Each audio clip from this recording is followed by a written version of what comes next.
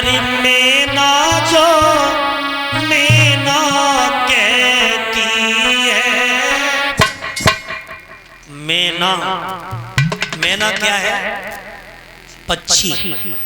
और उसकी आवाज क्या है? मैं ना, यानी मैं कुछ।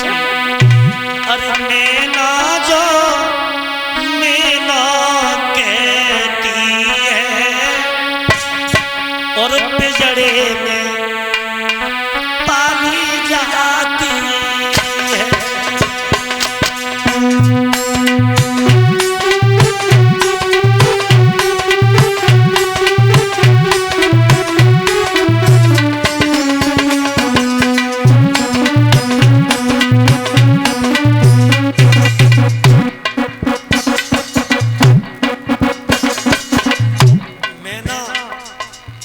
मैना एक पक्षी है, तो बाकी आवाज बड़ा मीठी है।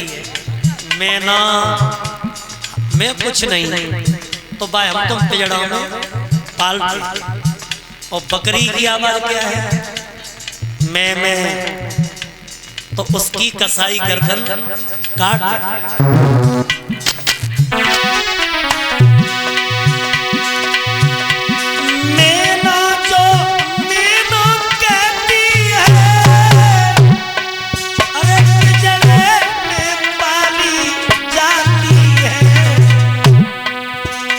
बकरी जो मैंने करती है, वो तो गले छुरी चलवाती है।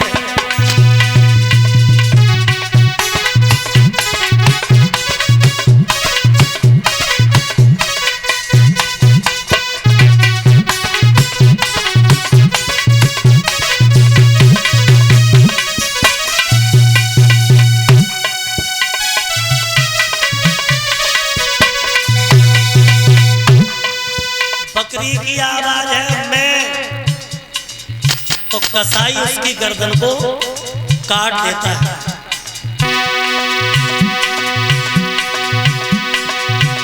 बाको हड्डी मांसल है दो करे, बाकी औरत निकाली जाती है। फिर औजारों से ओ भैया बाकी बात बना ली जाती है।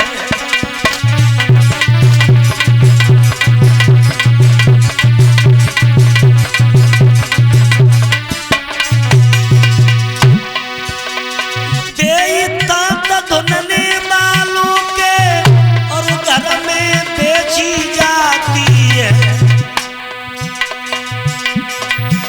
दुनिया को डरना पड़ता है, तब तू चिल्लाती है।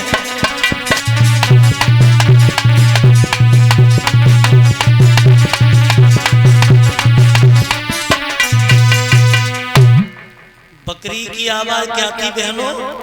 मैं। तो कसाई ने उसकी गर्दन काटी और औजारों से आंत निकाली, आंत की बनाई तांत, और तांत बेचते ही कहां? बाजार में। किने? जो रूही धुनते हैं, जिन्हें बोलते हैं दुनिया। और दुनिया के हाथ में जब गई तो पहले बकरी की आवाज थी मैं, और दुनिया के हाथ में जो ही पहुंची और दुनिया को डंडा पड़ो तो मैं भूल गई। अब आवाज आ रही है क्या? तू ही है, तू ही है, तू ही है, तू ही, तू, यानी सब कुछ तू ही। तो घमंड कभी मत करना, घमंड भगवान का भोजन है। तो आज राजा परीक्षित कहने लगे हैं, स्वामी जी ये जो फैसला आपने सुनाया, ये फैसला मेरे जीवन के लिए बहुत हितकर है। तो ये परीक्षित कभी महात्माओं के पास जाते हैं, कभी संतों के पास जाते हैं, तो कोई तो ये कहता है कि तुम गैयन के सींग सोने से मड़बड़, और कोई ये कहता है कि तुम ब्राह्मणों को सोना दान करो।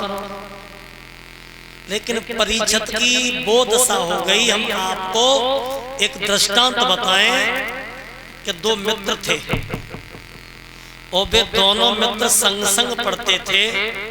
तो एक मित्र इंटर पास करके फौज की नौकरी में लग और एक मित्र ने 8 पास करो और पढ़ाई बंद कर दी। सो वे खेतन में भैंसों को हर चलाने लगे।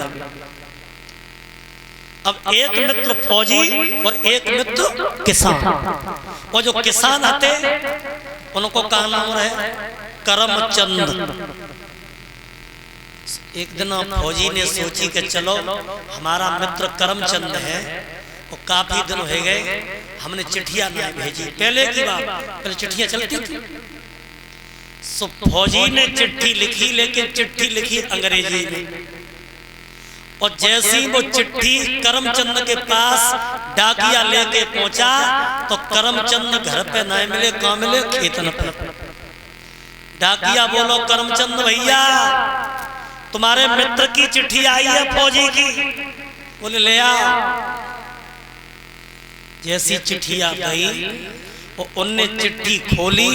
अब वे रहे 8 पास और चिट्ठी रहे अंग्रेजी। तो अंग्रेजी के अक्षर उनकी समझ में ना।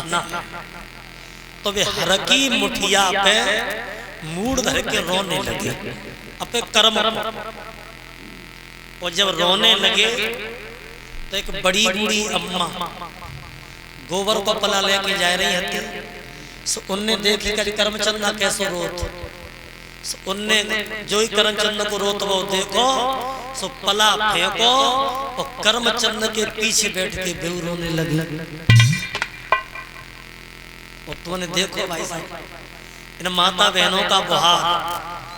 अब इनमें एक 9 बुहार चले गए काय को रोए को बुहार। पड़ोसनियां रो जाते हैं तो जेवरो भी चली जाती है और पड़ोसनियां ना रोवे आते तो जेवरो भी नहीं जाती। अब रोवे को बुहार। अब तो जो कोई आए सो पूछे काऊ ना लाइन में खड़ो है जा रोन लगे। अब लंबी लाइन लग गई और ऐसे ही रास्तागीर चल रहे थे।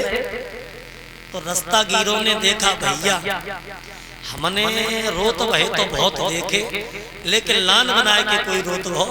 पहले ने पूछो सो पीछे वाले को पूछा भाई तुम कैसे रो रहे हो? हमें कुछ न मालूम, आगे पूछो। क्यों तुम कैसे रो रहे हो? हमें उन्हें पता, इन्हें पूछा आगे वाले से रो रहे तासु हम रो रहे। काय तुम कैसे रो? इन्हें किने? अब नंबर आओ आगे वाले को कई काए तुम कैसे रो रहे हो? जब बड़ी बूढ़ी अम्मा रो रही थी तो अम्मा को देख के हम रोने लगे। हमें मालूम कुछ ना है। काए जिया तुम कैसी रोती? अरे तुम्हें कुछ ना पता। अब नंबर आओ करमचंद को काए करमचंद तुम कैसे रोत? हम तो पे करमकु रो रहे करमकु। जे सब काय रो रहे इन्हें की काजे तो सब पागल हैं। जो ही कहीं के पागल है। बड़ी बड़ी कान लगी और एक कड़ी खाए करमचंदा ते पीछे रो रो के मर गई लेकिन तेने हमारे आंसुओं की कदर ना समझी। तो आज वो राजा परीक्षित रो रहे हैं लेकिन उनके आंसुओं की कदर कोई समझने वाला नहीं। लेकिन ध्यान रखिए परीक्षित महाराज लिखा है सब लोग बोलिए अरे काऊ दिन